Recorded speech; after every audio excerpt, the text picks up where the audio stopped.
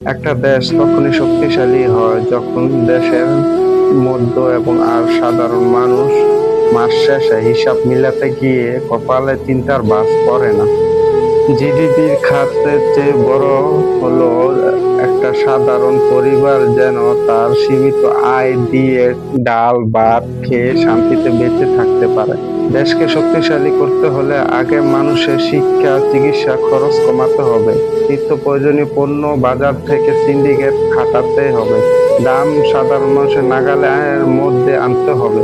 আর আমাদের দেশের তরুণদের মেগা প্রকল্প চেয়ে বেশি দরকার সহজ শর্তে এবং ব্যবসা কর্মসংস্থান করা।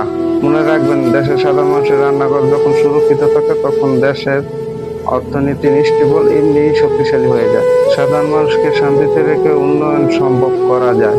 ভিডিওটা ভালো লাগলে লাইক শেয়ার করে সাবস্ক্রাইব করে পাশে থাকুন।